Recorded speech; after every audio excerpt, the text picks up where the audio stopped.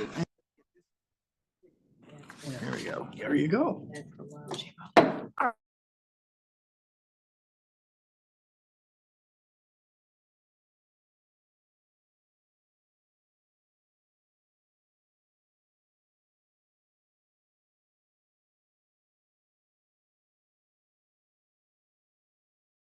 Ms. Rice, Mr. Miller, here, Ms. Burzak, Ms. Porter, Mr. Yurick, Mr. Everett, and I'm Patsy Hartzell.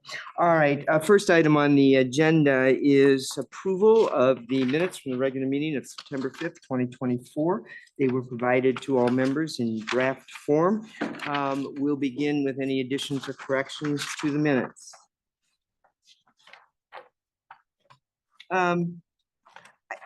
I have one, it's not fight and die, but for clarification purposes, packet page 3, line 2, 3, 4, 5. Chair Hartzell asked about the 3 signs.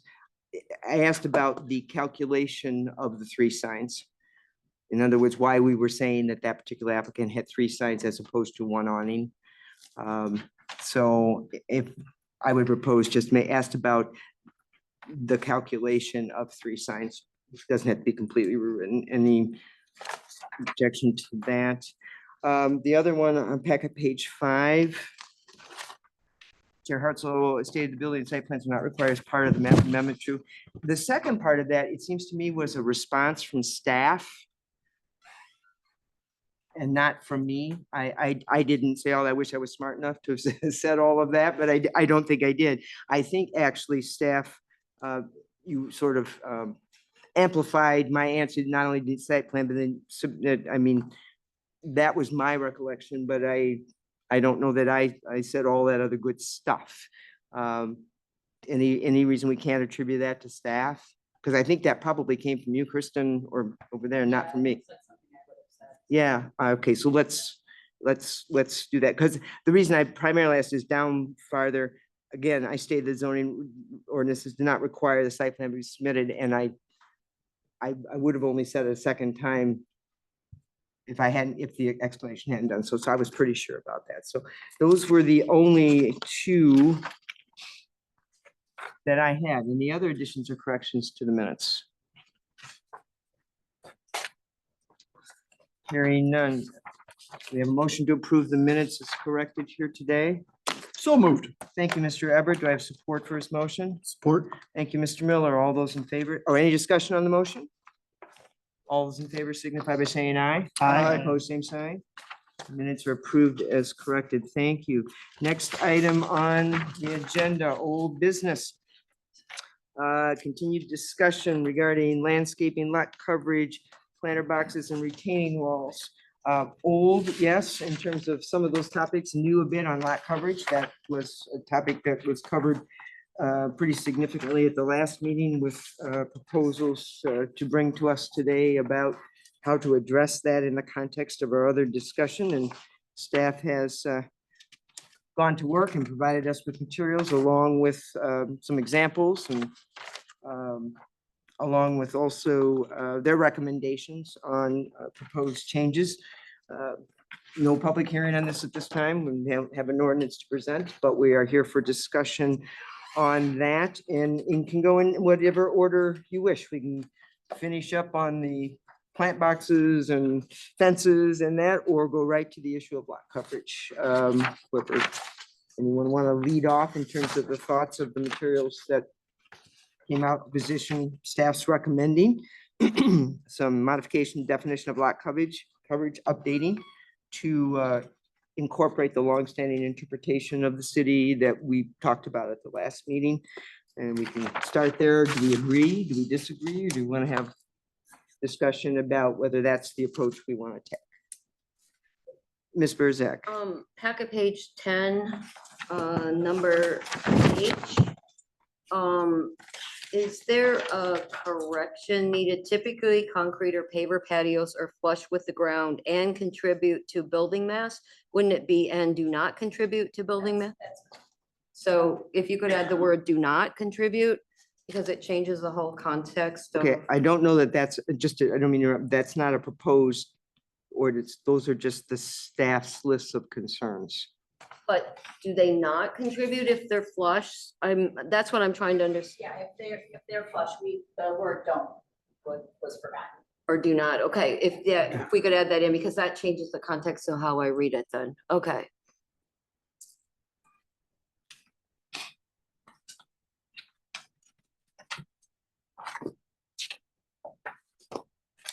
Clarification on the lot coverage. Package page 11. So the non-structures that are included in the lot coverage cannot exceed the maximum square footage of what was built on, or is what's built on the property? So if there's, Accessory structures like a detached garage, or if you had a gazebo or like a freestanding patio or deck in your middle of your backyard, the combination of those cannot exceed the footprint of the house, of the principal building, the house. And then there's the lot coverage, and then there's also rear yard lot coverage. so if the house is 5,000 square feet, you can't build more than 5,000 square feet of. I build a 6,000 square foot detached garage. So does it, if I only have 1,000 square foot house on that lot and it's only represent maybe 10% of lot coverage, overall lot coverage, I am still limited by, Correct. okay. And Does that make sense? it's standard language in a lot of zoning ordinances, so don't build a small little house and then have a huge full walk warehouse. Detached garage, it's pretty standard. Your accessory structure should not exceed the size of your principal structure. Especially in more urban areas. Thank you. You know, in a farmland area, that would be a Thank you. Other questions or comments for discussion, or I have a Ms. question. Burzak? So I noticed on packet page 10, item 1, after AB, the next paragraph, it mentions the first following are some reasons why lot coverage is regulated in the zoning ordinance.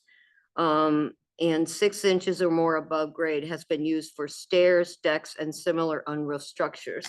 So when we changed recently to allow stairs within the, I saw in here also that it said that it still counts as part. So does that mean that there still might be properties that have unsafe stair conditions, but without a variance, they cannot add them? Because I guess I'm thinking of stairs the same way as last meeting you mentioned that now garages are considered a necessity. So I wondered why stairs, it seems like stairs are a very important necessity, and why would we be counting it as part of the lot coverage? The stairs come in different sizes and ranges, and I think Trudy and Caleb could probably answer better because they review more of those from the properties that have utilized that encroachment that was established a couple years ago for stairs and landings. If there's sufficient space, they haven't had a problem with their lot coverage. It's more of an issue with getting stairs that comply with the building. Haven't. I'm not recalling any cases where someone went to ZBA because they were replacing the stairs and that increased the lot coverage. They were going to ZBA because other things were also changing. We had one on Lions Park Drive recently, someone might remember, and they had gotten a variance 4 or 5 years ago. That variance expired. The lot was already exceeding lot coverage, but the other things going on, they needed a variance.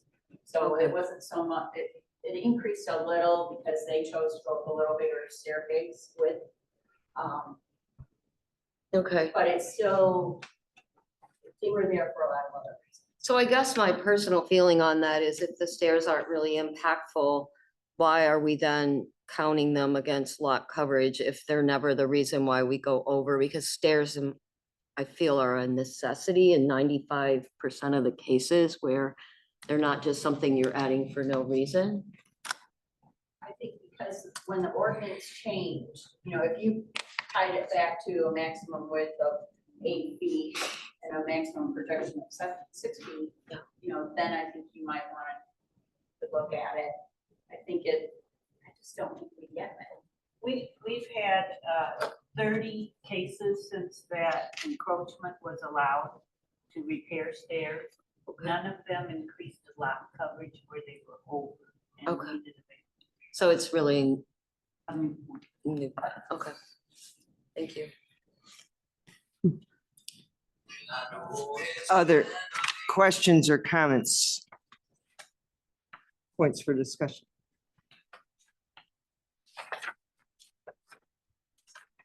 Anyone take issue with staff's recommendation?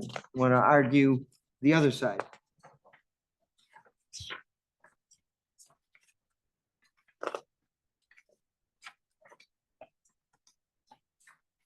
And is that a consensus to ask staff to go forward with the drafting? And again, then my next question is, we do have a decision to make, do we not, on option 1 or option 2 as described?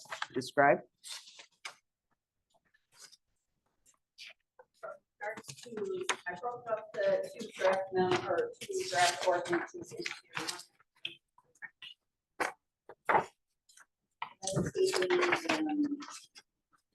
garden walls, planter boxes and retaining walls. Right. And the third one is the 2 options for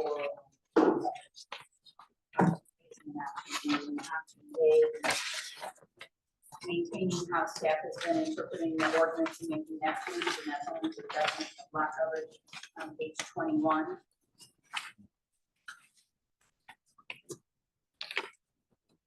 Or, yeah, there's lot coverage and then 3.7.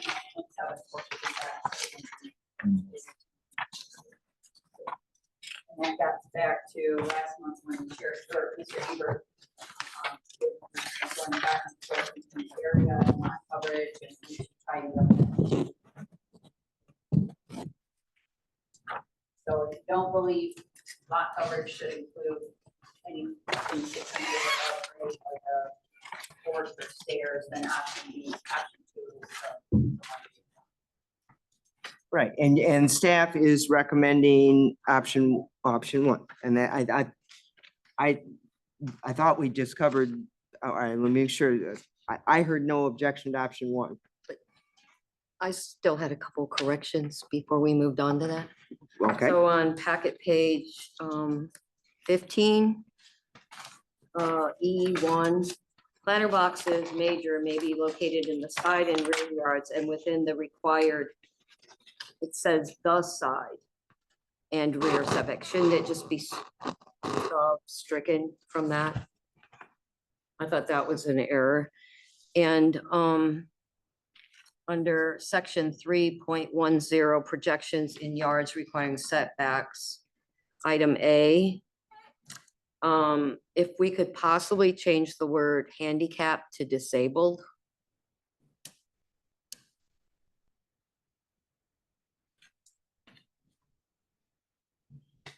There's no exception. is there a legal reason why we would have to mean for other or statute purposes use the word handicap? Remember the name now of the federal act. It's not a handicap, so it's either disabled ADA. or, but not handicapped. So we need to correct that. Yes. To tie to yours, when you were talking about planter boxes, should 1 and 2, shouldn't they both be plural? Right above that, planter boxes major, planter, shouldn't it be planter boxes minor as well?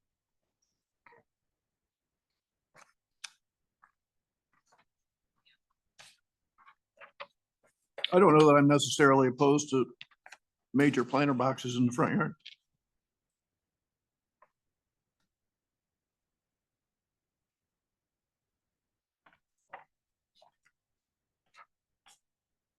Would you find the Niles Avenue home we've talked about in the past to fit that definition as planter boxes in the front, as being in the front yard?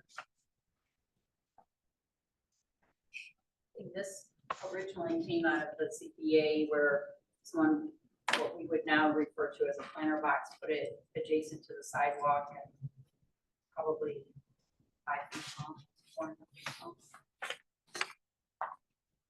Yeah, and the example, the one on Niles that we have talked about, would that be planter boxes minor and located in any yard Mhm. under this definition? So as an example of thinking of them in the front yard is what Mr. Ebert's point, I guess I don't know which one's on Niles. Yeah. right across from Greenwood Professional Building. How tall are they? Yeah, they're not very tall, They're not very tall. I think they're probably minor. so they would be allowed in the front yard. So they'd be allowed in the Right. front yard if they're not over I certain. was thinking conceptually. Now make it a major and put it in the front yard to Mr. Ebert's point. I think the ones you're talking about, if I have the right ones, that they're less than 24 inches. I know that. I'm aware of that. I'm using it as an example of the general concept of having a planter box in the front yard, which was point, how we all feel about that, be they major or minor. How do we feel about that?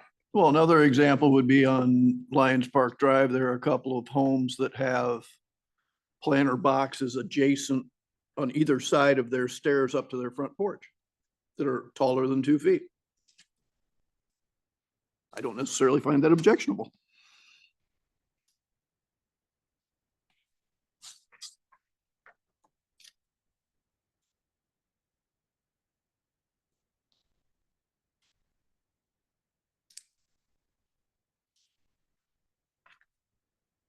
Thoughts on making the criteria the same for both?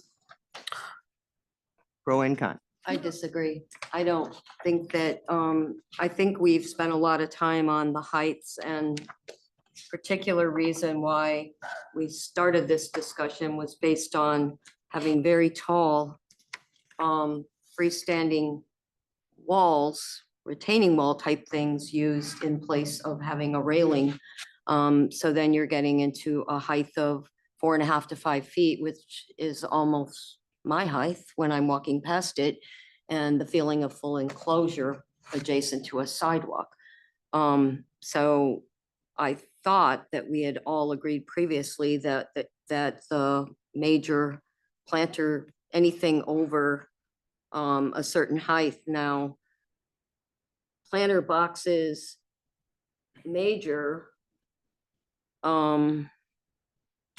So may I ask staff, will those require permits? Because it was confusing to me because before it's in here, we had discussed that landscaping didn't require permitting, but then we list landscaping elements as including retaining walls and planter boxes.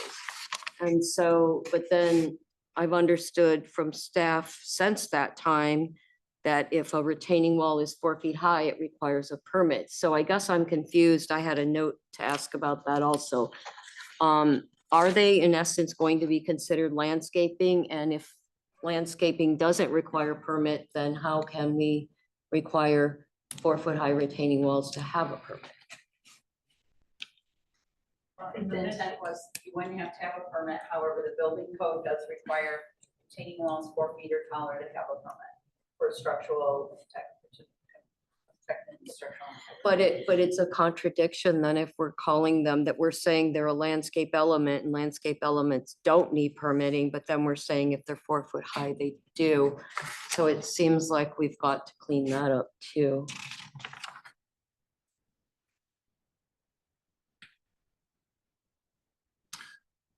Ms. Burzak, you expressed your concern of what we're calling planter box major. Is it so much the height, or is it the proximity to the lot line or the extension of lot coverage? Personally, the aesthetic of it being that tall and also in relation to the sidewalk at being at, right adjacent to it, the two in combination for me. But I think there are some that exceed the 2 feet that are fine and attractive. So, maybe the common ground is something in between the two. I agree. I don't have a problem with what we're calling planter box major to be in the front yard. I think my concern is the proximity to a lot line or to how it's addressed to lot coverage? So I guess I partly agree. I don't feel that 5 foot high or any kind of in the front yard, right adjacent to the lot line is visibly or aesthetically attractive, and it makes you feel enclosed when you're passing by it. Yeah, So- I think we agree, but I think if you took all of these, the examples that you're describing, you put them 20 feet off the lot line, a house that's set back more, Mhm. then you wouldn't. Then they would be fine. They would be fine. And I agree. So I feel that planter box major is fine in a front yard.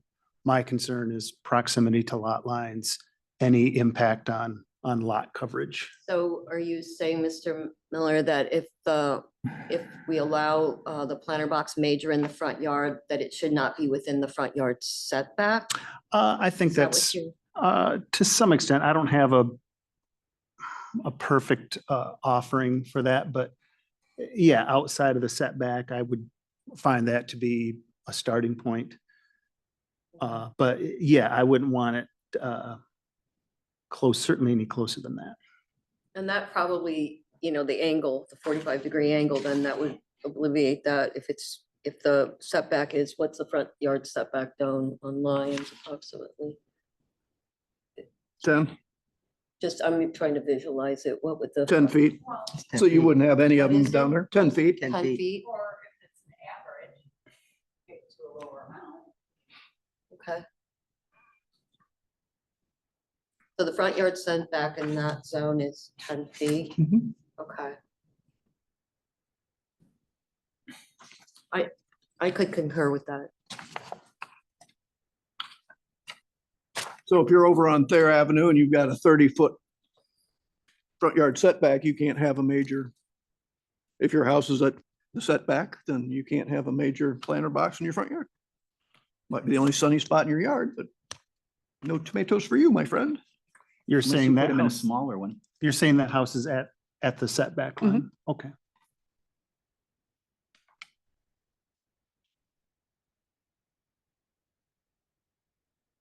Well, our ordinances are full of rules that are unfortunate to us in some ways and fortunate in other ways. I think a setback requirement would provide a consistent definition.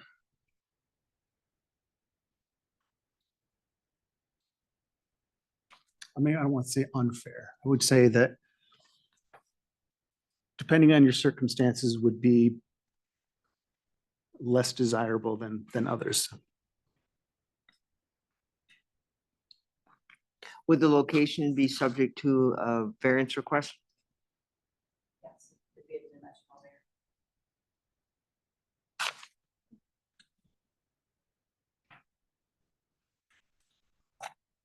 Other questions or comments?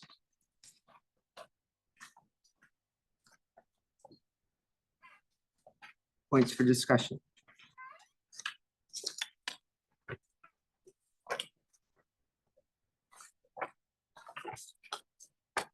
Do we have the direction you need to put this in final ordinance form to bring to us in the November meeting? I think if we post between option 1 or 2, as the final draft and we can post hearing next month. I think the- want to talk about it again. It's a minor- Well, we can talk about it in public hearing, I mean. So you've got two sets of options, 1 and 2, so let's be clear. Let's start with, which one do you want to start with? We've got the lot coverage was 1. And I thought we had gone over that a couple times and that we were, the consensus was to follow staff's recommendation, codifying the previous interpretation, okay? I prefer option 2, but okay. And the other option 1 or 2 was what, Kristen, that you wanted clarification on? You have 2 sets here. Well, option 2 would eliminate, would change the rule so we don't count things more than 6 inches for range for lot. I'm aware, That's not what staff is recommending. I'm aware. And we, There is only one option on the, on lot coverage. there's two options on lot coverage. Right. There's only one on planter boxes and Oh, retaining walls. Okay, I thought I read two. Okay, so other than Mr. Abbott, we have a consensus of the majority to go with option one. Am I correct on that? Yes. Okay. All right,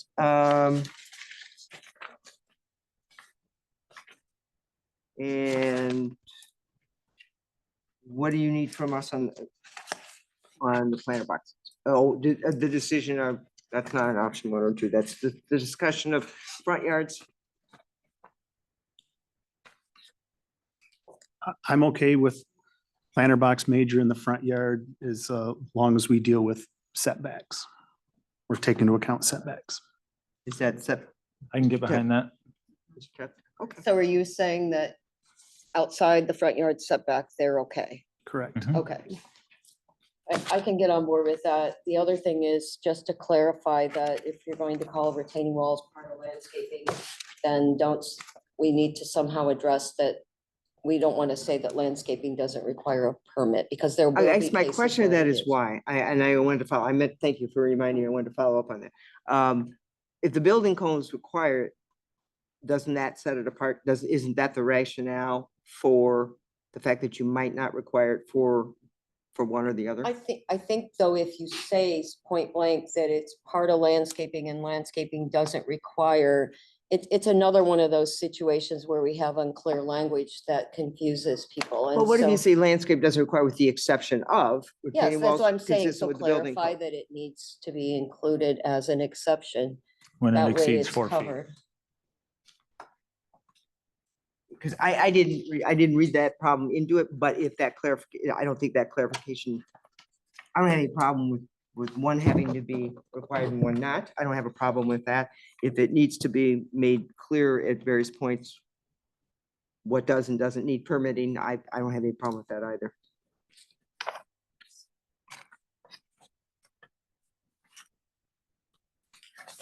Anything else? Landscaping, lot coverage, fences, planter boxes. Does that cover what you need for drafting? Let's put it in a final ordinance draft and we'll set it for the public hearing for November. Can we do that? Right, very good. Thank you all. Lots of time on that one. Next item on the agenda, mechanical equipment. We have been yet again asked by the city commission to take a look at an issue, have some discussion. There's no drafted proposal in front of us today and nothing to look at other than start that process that we've come to know so well of just discussion, exploring, getting some ideas, input. Kristen, you want to tee it up basically in terms of, for all that are here, what came to us from the city and Ordinance since 2007 has required that mechanical equipment be located, not allowed in the front yard. And it needs to be a minimum of 3 feet from any interior side lot line. Since at least 2017, when Trudy and I have been here along with the current mechanical inspector, we have been enforcing that. So if someone came in and wanted to replace their mechanical equipment that was located in the front of the house or was less than 3 feet from the side lot line, they needed to move it to an allowed location. We had a couple. In most cases, people have moved them as part of the permitting process. So when we worked with different contractors and our inspector has been very helpful, people showing them other options available to their contractor. So continue to get a few where things were moved without installed without permits, and we have to address that. So in the packet of research that we were able to do years ago, and we updated it then for this meeting, it shows the number of properties where they had to relocate their mechanical equipment to an allowed location. We had 2 requests before the zoning board of appeals. One was for an 18-unit apartment building, which was granted because they were installing, what are those? Mini splits. Mini splits on the outside of the building in the front yard and the secondary front yard. It was approved by the ZBA with conditions that all the equipment, the line sets on the wall be painted to match the building so it doesn't stick out as much as it. The second request was from a private property owner who had, it was a 2-unit building. They had 2 air conditioning units and one of them was replaced without a permit, if I recall correctly. And we noticed it was a new piece of equipment, so we sent out enforcement that it needed to be located in an appropriate location. The property owner requested a variance because they did not want to move it to a different location. After the public hearing notice was sent out to the zoning board, to the people within 300 feet, the adjacent property owner came in with their survey showing that this piece of equipment was on their private property or encroached half onto their property. So that's an issue, is a lot of people don't know exactly where their lot lines are. In this particular case, the property owner worked with their contractor and concluded that they would move that equipment into the basement, which there is equipment that can go into a basement. So those are the only 2 requests that's gone before the ZBA. And since the lady moved, the property owner moved the stuff into the basement, the application was withdrawn and no further action was taken. So we still continue to have a few that have issues. A lot of them are, they're able to move it, but some people believe there's an added cost associated with moving it to a different part of their, moving the lines in their building to a different spot, moving the equipment to the backyard. The packet explains why the rules exist. One of them is to provide access around the building in case of an emergency or for servicing of the equipment. Because if you had a fence, and your equipment was, on the lot line, and you put a fence, and I'm gonna have to jump over the equipment to service it or walk all the way around the building. So we've had fair success in getting it addressed. There are still some property owners that are frustrated with the rules and regulations, and that it was brought up to a city commissioner, and the city commissioner put the item on the agenda for discussion, and the city commission concluded that the planning commission should review it and come back with a recommendation, determine if the rules should remain the same, be modified. So second. So that's how it finds its way here. All right. Thoughts, questions for staff, more information that would be helpful? No decision will be made today, so it's brainstorming here today. Mr. Miller? Mrs. Gunderson, so this started with our zoning ordinance in 2007. Do we know what existed prior to 2007? Silent. See anything. So there's a lot of houses that if you drive around, you can see them in the front yard or in the side yard. All new structures since at least 2017 have placed them in the right spot. And make sure on the site plan they provide the information of where the equipment's going. And in several cases, they've had to relocate it as part of the building permit process. Thank you. And with everything, with the ordinance as written today, there's relief to be found through the ZBA? Yes. Thank you. Other, I've got a Mr. Urick. question. Do we have a sense for what it costs to move something? I mean, is it an extraordinary expense to do that? There's been different ways, of course, equipment, now we have more mini splits. I don't think it goes 7 feet. And of course, the line sets are different in the equipment. There's been different ways people have moved the equipment. Some have taken the line set out where the old equipment was, and then taken the line set back to the new equipment that way. I don't really know how much a line set would cost. There's a wide range of costs with equipment, so I'm not here to figure it out. So they'd have to move the electrical and the line set. Right, so now you've got another contractor involved. and a new concrete pad or We'll whatever. get you comment put. later. Okay, so it could be an extraordinary expense to move it.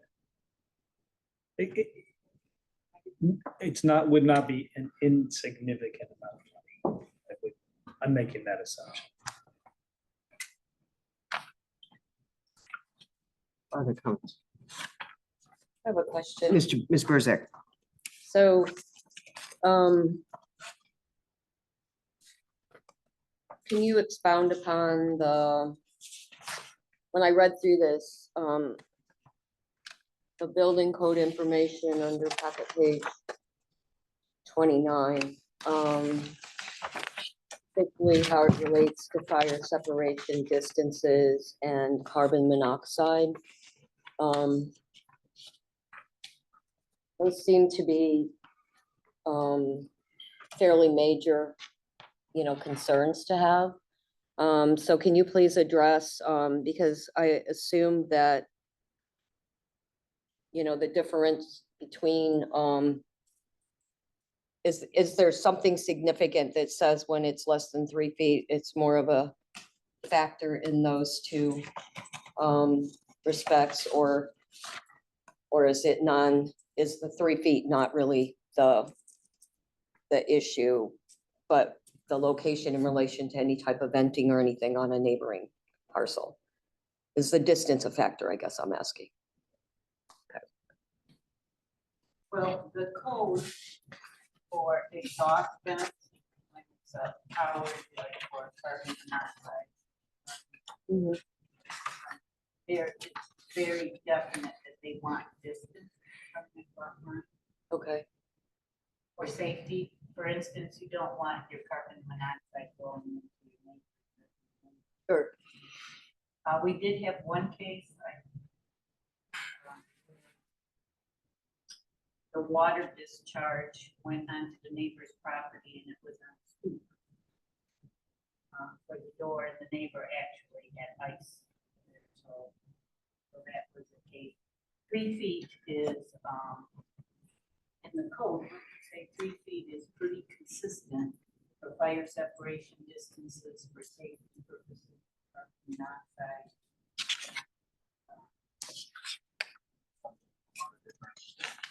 Landings, feet by 3 feet, separation from windows, from exhaust vents. They don't want that to pull back into the house. Becomes like, So the actual, so there is some pretty significant reasons why the 3 feet was selected for the differential.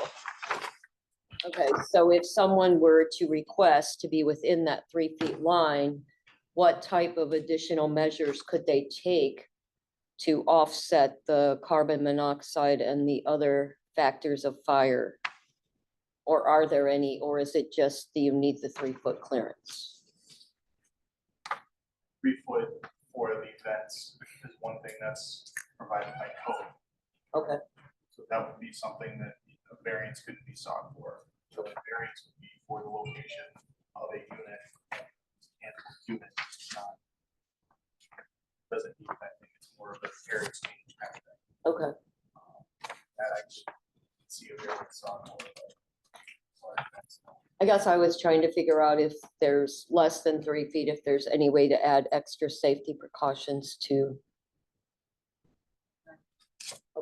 Thank you. Since we're on the front end of this discussion, this being the initial one, I am going to assume, as we customarily do, Kristen, but wouldn't have done for today, police and fire safety, this has not been run by them. We don't have any opinion officially from that department, as well as engineering, correct? I have not talked to engineering. Hill the tree probably have been in contact with the. I don't think that we didn't fully, but I think they've been aware of it. Because I think before we make any final decision, I, for one, would want to have a formal, either they're be here to share with us their concerns or lack thereof on some of these issues, or at least get their opinion on the topic, so we can take that into consideration. That would be one piece of information I would be looking for. Anything else before we open for public comment? All right. We have anybody who would like to speak to this topic here? Because of the new recording policy, we need you at the podium and we'd like to hear from you now. Please tell us who you are and what you want us to consider. My name is Jack Sanderson. Should be.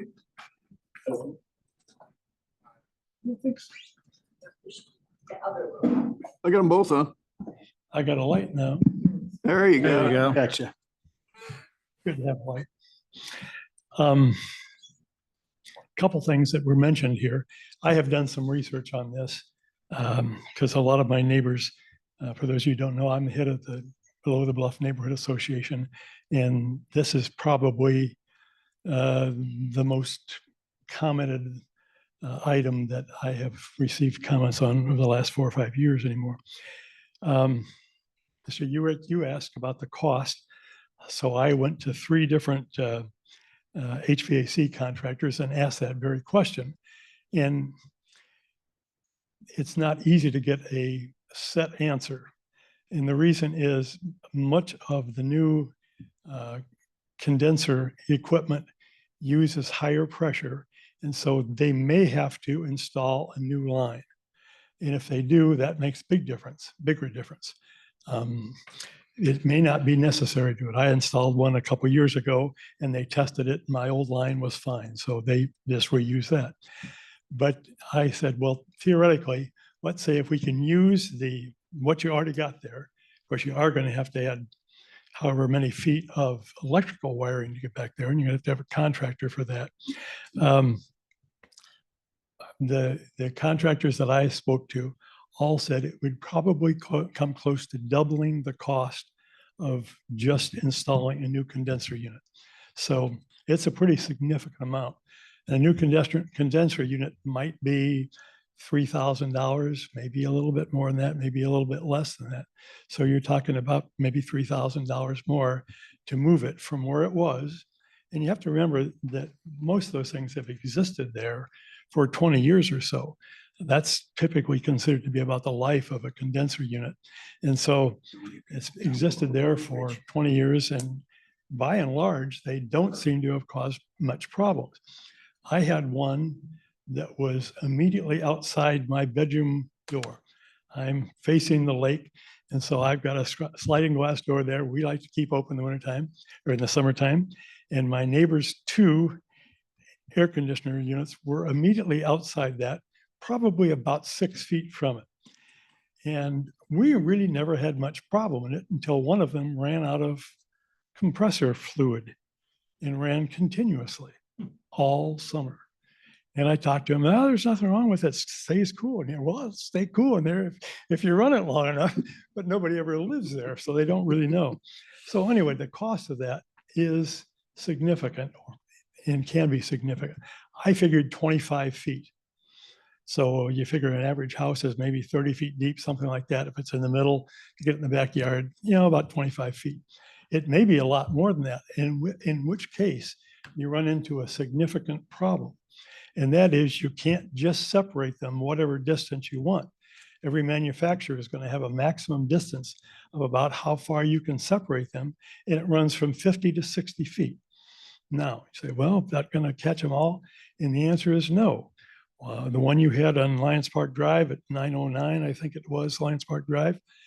It's a very long house, and the furnace is near the front of the unit. And so they'd have to go all the way around to the back of it. And it would be significantly longer than that. And they couldn't put one in. So that's where Trudy or Kristen said they came up with a solution where it was a unit that could be put in the basement. So they put it in the basement. Well, you stop to think,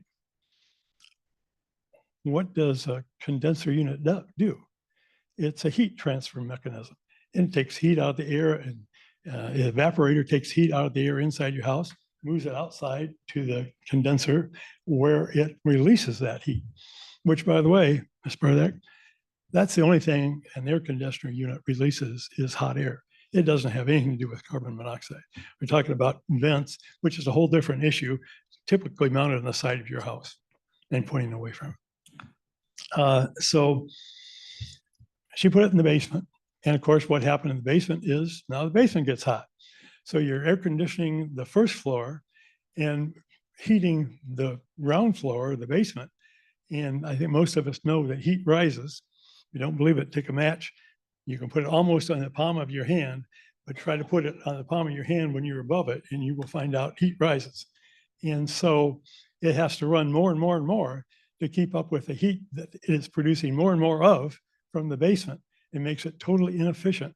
And it cost her about $7,000 to have a system that does not work. So I guess what Mr. Commissioner Sorolla wanted was for you to consider allowing them to be replaced where they were. And most of those units have lived there for, 20 years, 25 years, and really haven't caused much problems. And the question is, well, why do we need to move them? And as long as they're so many feet off the line, they could be right next to the house. The manufacturer's specification may say they want 6 inches clearance so the air can get to it on all 4 sides. But that's the only requirement they may have. There's not really any reason to have to move them like that and cause a tremendous amount of expense that you have, especially on 33-foot lots, of which about half of the lots below the bluff are. There's just no way to put them. And then you say, well, why don't you want them in the front yard to start with? This one that we're talking about at 909, which was in the front yard, I've lived down there for 30 years. I never saw a thing. I walked by it, walking my dog a lot, and I've never seen it. It's almost hidden behind the stairs. And I looked, and I can't find another one that's in the front yard there. There may be, but it brings up a question. If you can't have them in the front yard, what if you have a window air conditioner in the front of your house? It sticks into the front yard. Are you going to ban those also? Something to think about. There are a lot of other things to think about, but I'll let it go at that for the time being. Thank you. All right, thank you. Who else would like to be heard? Sir, if you come forward and tell us who you are and what you would like us to consider.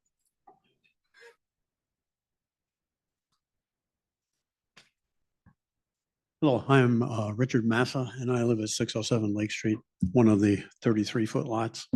And looking at equipment that's available today, well, first of all, this summer when we started using the air conditioner, it started rattling and stuff. And we were going, oh my goodness, we're going to have to replace that. And we found out that, oh, well, we'd have to move it. Well, it's not just moving the unit. You have to move its foundation, pour new cement, extend pipes, wires, everything. And new units, as we advance, for our same capacity of cooling, the units are smaller and quieter and less likely to be a nuisance to your neighbors or yourself. And we've lived down there for over 20 years now, and with units near us, and we have never had ill effects from them that we would complain about. So anyway, I agree with Mr. Sanderson that we were looked into getting the unit replaced, and it was going to be a significant additional cost just to move it from being 2 feet off the lot line to being 3 feet off the lot line, which I don't think would really make a difference to anybody. So that's all. Thank you. Thank you. Who else would like to be heard? Sir?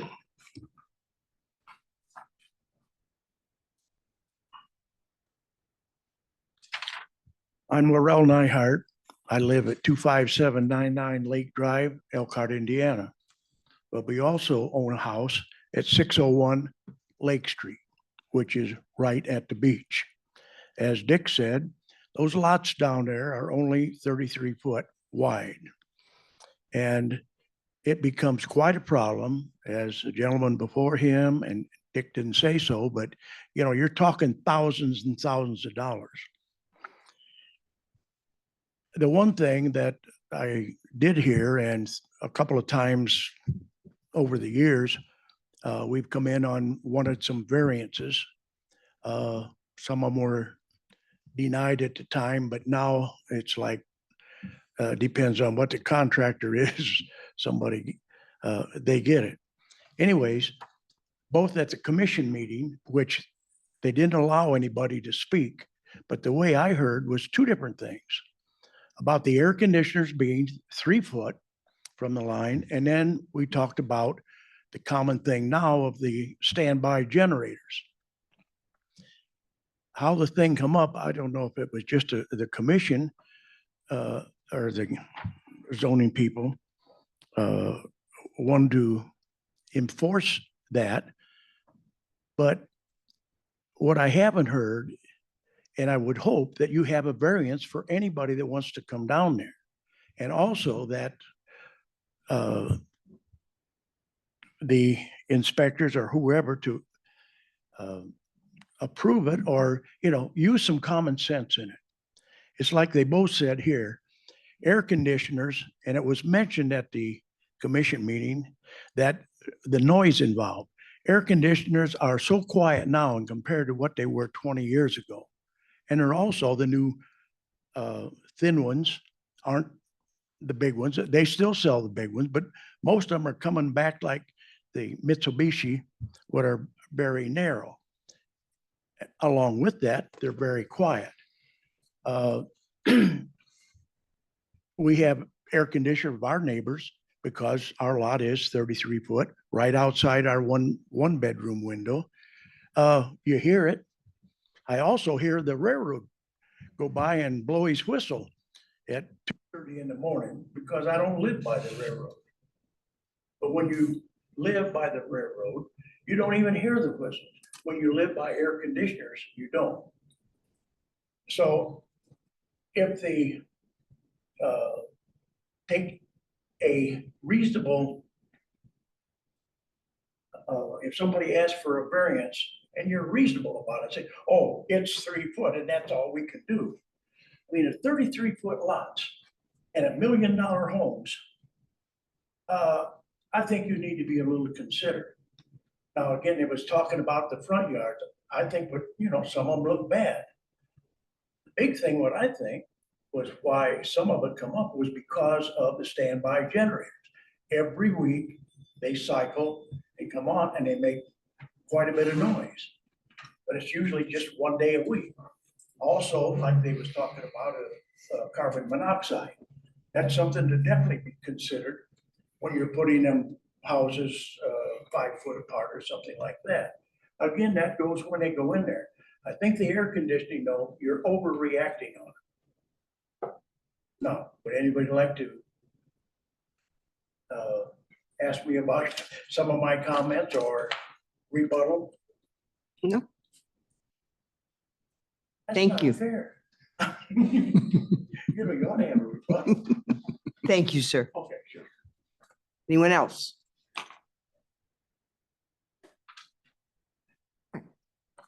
Thank you. All right, start point of discussion. Any comments, questions? Requests for information from staff? We like to say, we're not deciding anything here today. We're on the front end. Already made my request, so anybody else have any initial thoughts, or we wait till we get a little more information and give everybody a chance to think about this topic? Well, I think for some of the easy things for me to consider would be standby generators. I certainly wouldn't want a standby generator to be less than 3 feet from a side lot line. From the noise, certainly they're a pretty noisy piece of equipment. From the hazard, right, this is a piece of an internal combustion piece of equipment. I think that could create a hazard if it was less than 3 feet from the lot line. And then the output gases, carbon monoxide gases, I wouldn't want standby generators to be less than 3 feet from a side lot line. I think on front yards for an air conditioner, I think that could be something to be considered if it's screened. I think that creates a possibility. On side yards, I'm not convinced. I think the 3 feet setback requirement is appropriate.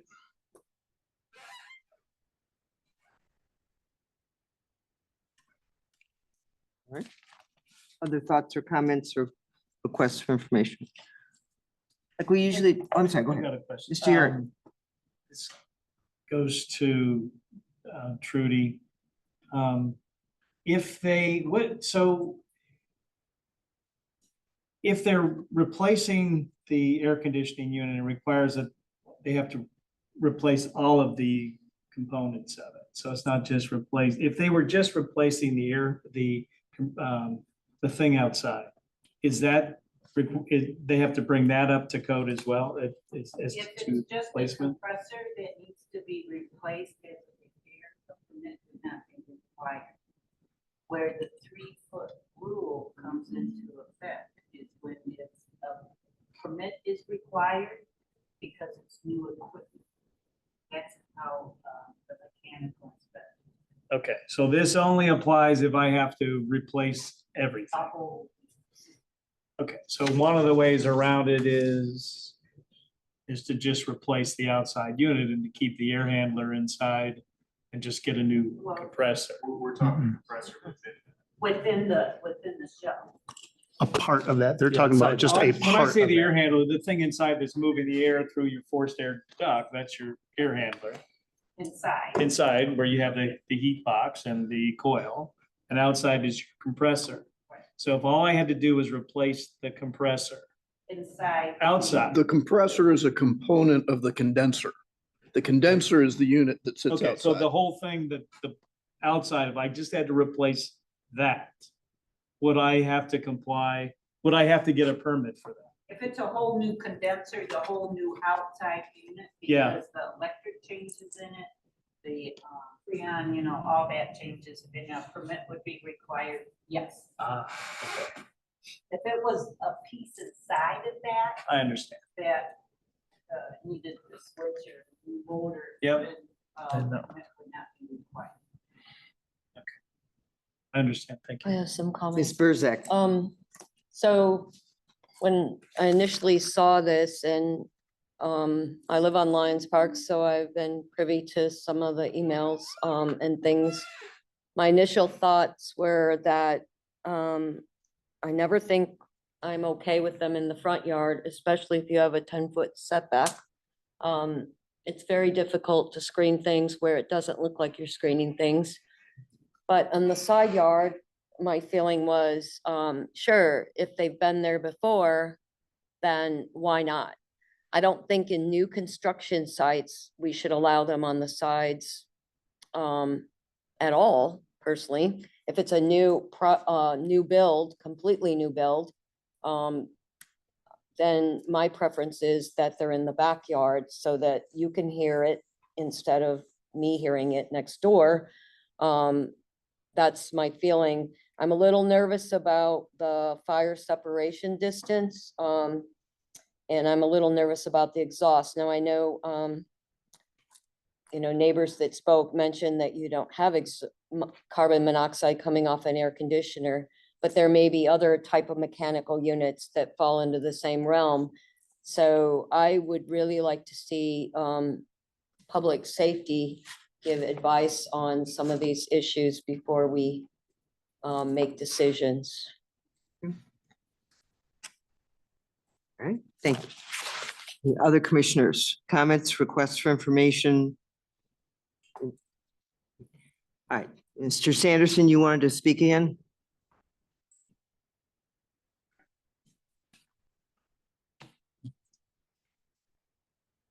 Mr. Yurik's question again about what you have to replace.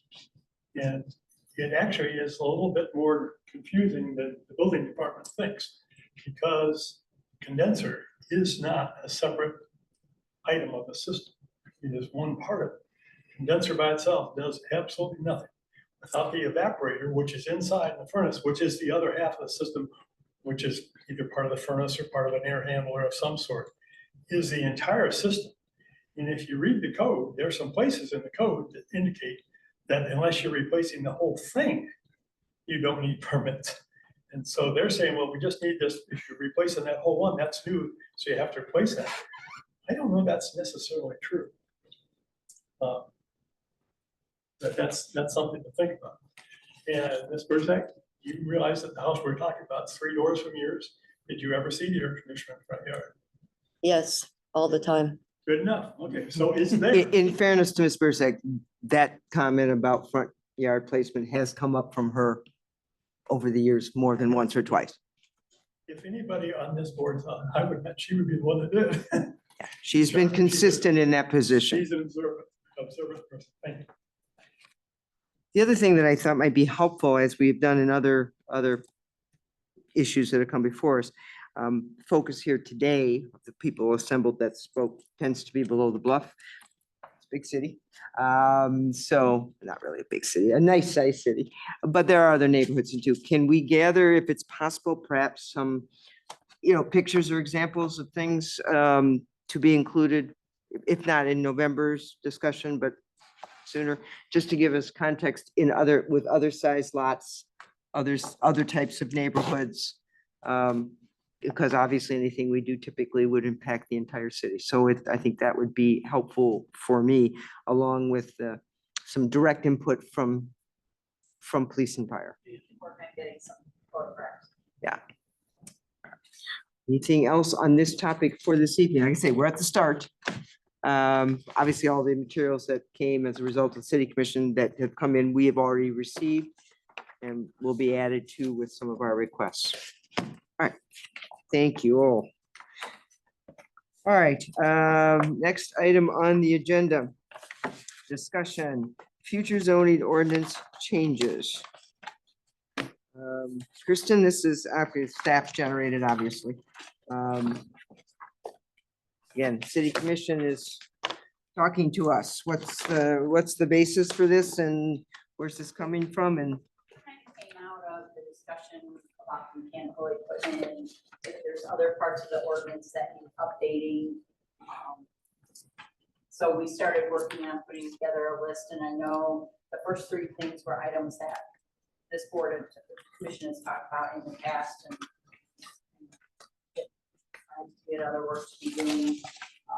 But I have always kept that list and we put it on our annual report of what we wanted to work on. So the 3 items are about.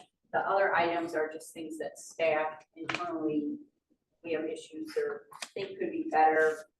In Article 3 general provisions, that's where all the accessory structure languages and then kind of trying not to play out in the best way. We really have to know where to go look for something, so that could probably be improved, be more user friendly. We have really no regulations for temporary uses.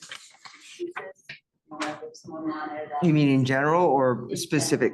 In general, we just have them really for temporary construction trailers. Really is the only big thing. Well, on side zoning, we have temporary signage. No, this is temporary uses. I understand, but I said we have some elements of our ordinances, plural, that deal with temporary matters. But you're saying as far as use of property. So, it's hard for us to handle if someone wants to put up a tent. There's a restaurant that wants a big tent in the front yard for the summer for whatever reason. It's hard for us to really figure out how to work through those. And we don't get those often, but Where do you see this issue tend to come up anecdotally? Where do you see this come up most frequently? there's a couple, there's one probably in the past, the Lake House Restaurant had a big tent out front. Really no provision, and then are you gonna require parking for that tent? What is the process for permitting of it? That's probably one of the biggest ones, or, back during COVID when people wanted those igloos. We didn't really have a good mechanism for allowing the igloos, which again would be kind of a tent. As we talked about last month, childcare, getting some provisions in our ordinance, so childcare is more easily accessible if someone wanted to have that type of use in the city. Right now, it's kind of limited to predominantly churches, really. And then non-conforming uses, that chapter. Needs a little reworking also. And it goes back and forth between temporary or a non-conforming use versus a non-conforming structure. You know, they're broken up into two sections, you know, separate those types of things. And then we will, FEMA is working on a new, well, the complete preliminary draft is kind of out right now. They'll be scheduling a meeting with the Sharon County. They have redone the watershed, St. Joseph River watershed floodplain maps. So they'll probably be having a community meeting sometime later this fall. And then those maps will need to adopt once they issue them for final approval. So kind of like what we had to do. We won't probably have any text amendment language. It will just be adoption. So the purpose of this is to put us on notice of what the city commission is talking about and staff's concerns. If any of you have concerns. Right, asking us, You have been on the board for many years and you might remember something that was before my time and that you didn't like in the code, or, you know, you've heard other people when you were out and about. You know, if you just want to send me that list and we can keep the list going. Part of what it was trying to do is prioritize what amendments might be considered in our ordinance. Yeah, I have a question. So that it says that the joint meeting is going to be scheduled following the regularly scheduled city commission meeting. Do you have a time? That may not be happening on October 20th. I found that out after I the hope fact. not. It was Okay. earlier this week. So when I get a better new date out. So can there be a set time though? So instead of it just being whenever the meeting's over, so that we have an idea of when we're needed? well, you're gonna have to, those are, well, that, I wasn't gonna jump to this topic yet because we were, but as long as we're doing it, those in past have been official meetings, therefore they have to be public notice, therefore I would assume they would have to be a time. Okay, thank you. I don't know what that time will be, but there would have to be, because it's a quorum required official meeting. And it's not the 28th, though, for sure. Probably not, but Okay, do we know when you're going to know, okay, just for those people keeping calendars, because it is off night from our regular meeting night, which is fine. Do you know when that decision will be made as to whether it is or is not going on the 28th? we don't know. Okay. I think, you know, that's. Okay. A lot of transition going on right now. So they're trying. And staff always does, but just please get that out to, because anything that's not the first Thursday of the month at 4:30, these folks all typically have other jobs, things, activities, boards that they all serve. And so the earlier we can get the date and time that to ensure, because we will need a quorum. That will be an official notice meeting of the planning commission. So my follow-up to that was, what are we expected to or anticipating, if anything, voting on that evening? for the November meeting. No, for the joint meeting. We're not talking about November yet. It's my understanding that there'll be a presentation of draft documents, the strategic or economic development plan and the marketing document. I believe consultant will be here to present both of those, and you'll be able to comment, and then there'll be a discussion, you know, about the document. Yes. Right, okay, I probably didn't ask that very well. What, if anything, then, we could do that there with them, we could do that here in a separate meeting, we've done both. What, if anything, that does not typically fall within our jurisdiction to vote on? That would be a matter for the city commission. What, if anything, are we there to vote on? I think one of the intents of the redevelopment writings community is to have joint meetings so everyone understands what the overall goal and intent is, and this is not. I understand that, and I agree, I don't necessarily disagree. Are we gonna be voting on anything? This board, this commission won't vote on it. Okay, but it is an official meeting, so we still need a quorum, regardless of whether we're asked to vote. Okay, and the follow-up to that was, should that change for any reason, obviously, we would receive in advance as we typically do that which we might be expected to vote on in advance of that meeting, like we do for our regular meetings. Yeah, once the document's available, I will forward that. All right, let me just jump back. We jumped ahead a little bit, but that's fine. Were we done discussing? Anybody else have any items to add to the list of future zoning ordinance revisions or changes you would like to have added to that list? If none here tonight, and as Kristen says. I was gonna ask, staff on the 5 staff items that were discussed. Are any of them low hanging fruit that you can have something put together on, a draft put together on soon? I think the child care one could probably do So if we gave staff direction that I would like to see some staff recommendation, draft some staff recommendations regarding childcare. Does that accomplish what we want to accomplish? Well, it can go in any order. I mean, I did the 3 in the top, the first 3 were ones that have come up here A before. long time ago. They tend to be, looking at those are going to be perhaps more complex. I'm not really clear on what you're looking for on childcare. If you're revising the entire ordinance to allow it as a use or home occupation or business or use citywide, that gets a little more complicated than just, but like I say, I don't, if staff sees the need, in other words, the ones you are included, what would you put as your top candidate from staff's perspective you would like to bring to us first? from timing. So the childcare thing, the city, the state of Michigan, I don't remember what group, offered up to every community to review your zoning ordinance and suggest where you could change it to make childcare more easier to obtain or provide. So we have a lot of draft stuff already. You know, it's just probably finalizing some of that draft language of what they suggested to really meet the requirements of what we believe is.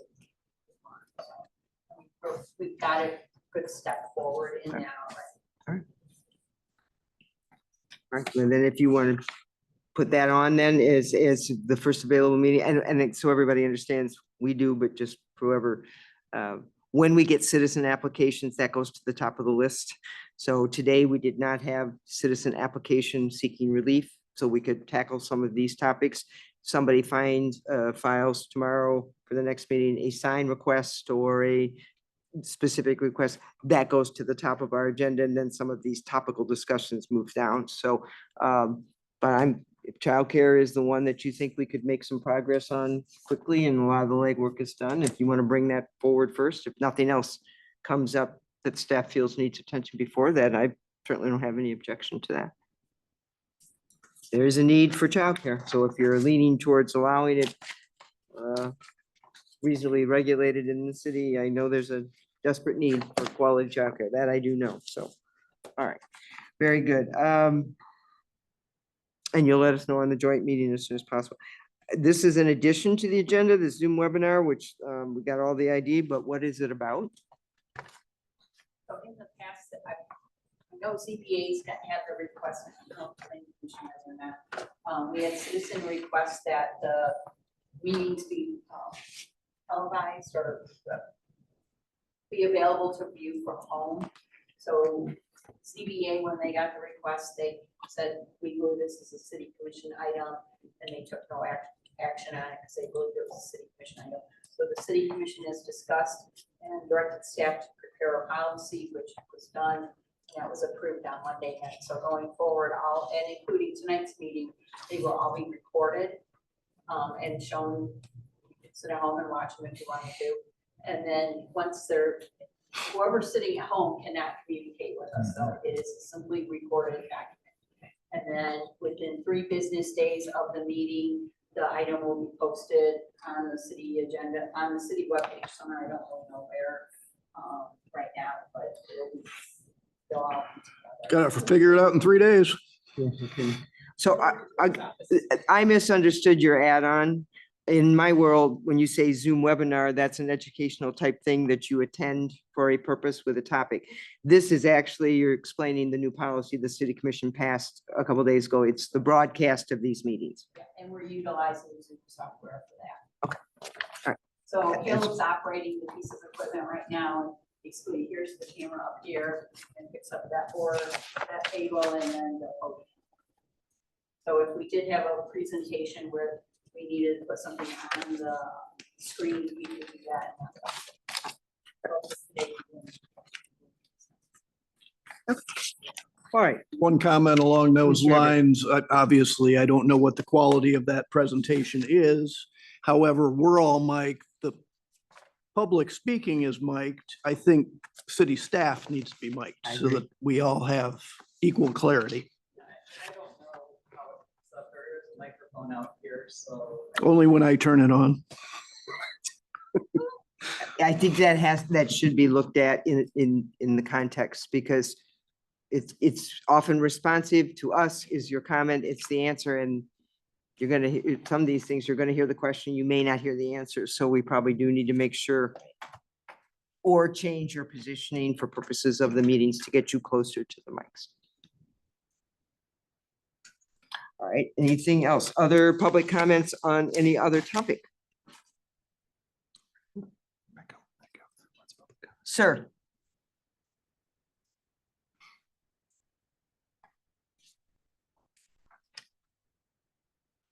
Laurel Nyhart again from 601 Lake Street. What I'm asking is, being I've been to some of the commission meetings and then with this one today, short-term rentals. When it comes to changes or anything involved short-term rentals, does it start with this organization here and then go to the commission? It depends, I'll defer to council when I go astray. Typically, it would, first of all, that's a big term, it's a big topic. Short-term rentals means like a whole bunch of potentially things. Typically, if it has to do with the use of a parcel of property, typically it starts here. And we are a recommending body to the city commission. Okay, that's kind of what I thought this afternoon. Anybody here not have a cell phone? I'm sorry, sir? Anybody here not have a cell phone? I wouldn't know. Well, you could show your hand if you I'm- didn't have. Is it, one. and this would be, No, no, where- I'm just talking to you. I know, germane to what? I'm just trying to find out where we're going with this. Short-term rentals. Does anyone here have a landline in their house for some reason? Oh. Well, technology has changed quite a bit in the last 20 years, and that's about when cell phones come in. And now everybody's got one. And the technology on a cell phone has come in a lot. Now, the next thing I want to ask, there are variances, or you can ask for a variance to a short-term rental rule. I don't know that it comes in the question of a variance. It's not a variant. We have have you reviewed our short-term rental ordinance by any chance? It is, I we, have one, and it's been, and we, we we, were grandfathered in, plus that, and I have we've, licenses. and- we've done a little work on that in the years, that may be a longstanding short-term. We have a rather comprehensive ordinance structure on short-term rentals and council. I don't want to sound like I'm bragging, but we've done some work in this area. And so that is available. So Well, one of the things I read in the paper that you wanted to, a lot of people wanted to rent out the second floor downtown or stuff like that. But the way the ordinance is now, everybody has to have a landline. And then also you have to have parking. oh, no, no, Oh, what do you mean? Oh, no. no, city You commission, don't know. you need to get, no, the ordinance does not, there is no parking. If you're talking about the downtown, Well, it was If- at first. What I'm no, saying- no, No, it never was. No, it never was. Pardon me? No, Pardon it me. was, When we went for a short-term rental, ma'am, we had to have, it was right on there, how many parking places you want to have. if you're not in the downtown development, that is true if you are not in the downtown. But we weren't, this come Okay. even before the. Oh, downtown see, I don't development. know where your property is located, but the downtown where that was Silver- recently You know where passed, Silver Beach is at? I'm vaguely familiar with Silver Beach, yes. 601 is right in the middle of Lake Drive, right Okay, there. okay, well, I didn't know 601 was a short-term rental. That might, Yeah. be not just another family home. No, but the reason you don't is because we're not out here advertising or anything else. We've had people that have rented from us for over 20 years. We seen when the babies were born and now they're getting out of college. We only want to rent 10 weeks out of the year. The reason we only want to do that is to pay the taxes. Our taxes are slightly over 15,500 a year. Most of that, about 10,000 of it, goes to your various schools. St. Joe schools, Lake Michigan College, so on and so forth. But what I'm trying to say is, when the short-term rental went in, you had to have a landline because, oh, well, people, they don't know where they're at or all this other. And there was a lot of stuff, and I understand some of this. But again, it's come even from the time they put the short-term rental in. It has come around to where the technology is different. They can pinpoint down to where you're at and all of that. Now, what it amounts to, it comes into cost. So we don't rent in the winter. We don't rent these Friday, Saturday night. All we do is we have people that come in for a week. They come in Sunday afternoon at 2 o'clock. They leave Saturday at noon. My wife and I are in relation.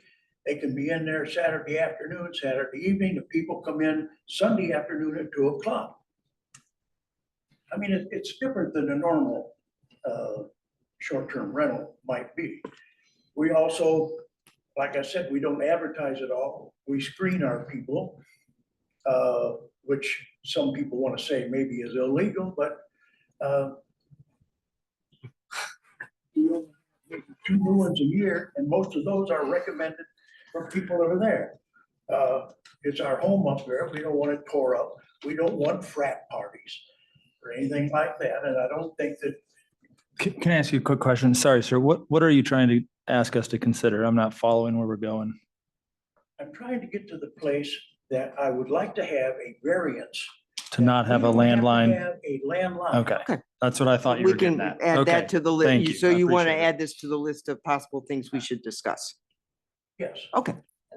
Thank you. Because what it costs is now they've come up, and this year you can't get from AT&T, you can't get a landline as such. It is an internet line. So we turn it on in the middle of June, July, August, September, take it out. We go down here to the local store and the gentleman's nice with my wife and they go, oh yeah, we'll take it off. The phone come on, but now they've got this little box in there that they put in, and we tried to get that off. The customer service is off. Try to get it, and most of the time when you talk to somebody, they're, shall we say, an oriental voice, and try to communicate with them to get it off. But it's costing us, if we had it on all year long, $100 a month for the internet and that there, which is totally unnecessary because everybody has a cell phone. And that's what. Go ahead. All right. Well, what I can tell you is that can go on, that will go on the list. Your next meeting. No, I think we'll probably tackle childcare first. That's why we just asked, but it can go on the list of topics of possible ordinance revision to bring up for discussion. Whether that's going to hit the next meeting, that I wouldn't promise you. Well, I can almost guarantee it probably won't come up at that one. It will probably come up at a regular meeting because we're going to have 3 boards at that, and that's kind of designated for a specific topic. I can't, but I don't want to promise what I can't deliver. So I can't promise you because I don't know who's going to walk in tomorrow with a proposal, a sign request or something. As I just explained, we take priority over these general discussions of possible changes. But I will direct, if you will, Kirsten, let's put that one on the list. But I can't promise you an order or, but if you follow our agenda, it'll be on, you'll see it on the agenda. Okay? Yeah, but again, with the phone, like everybody, if they leave it on all year long, That's $1,200. Now the state wants to think about this tax and stuff, and then the city will come through. Well, And, you know, all good arguments for you, and we've heard them here, of course, and this will all be reflected in the minutes, by the way. But you can also codify your remarks, and when that's on the agenda, be sure that you submit those. And if you get them to Kirsten in writing even before the meeting, she will get it out to all of us. Yeah. Okay, very good. And by the way, I have a landline, so just so you know, and I'm still listed. You know, interestingly, you should mention that. Thank you, sir. Because as long as I viewed, as long as I was on the planning commission, citizens had a right to call me and have access. And I have kept a landline so that they can interrupt my dinner if they wish to and call me and complain. But I always felt that that's what it is. So I have maintained a landline probably for that reason. And what used to be a published, it is a public number, but there's no phone book anymore. So I don't know how that works, but it is not unlisted. All right. Any other public comment? Hearing none, do I have a motion to adjourn? I'll make a motion. to Thank you, Ms. adjourn. Burzak. Do I have support for her motion? Who said that? Was that you, Mr. Yurick? Mr. Yurick, all right. Is there discussion on the motion? Hearing none, all those in favor signify by saying aye. Aye. Opposed, same sign. Thank you all, and we will see you in November for sure. What's the date on our, is it the 7th? What's the date on, I believe November 7th is our regular meeting, and keep auto eye on your email for the joint meeting. Again, we will need a forum. Bang your And- gavel. I will not be here in November. That is going to be a Monday, though. It's going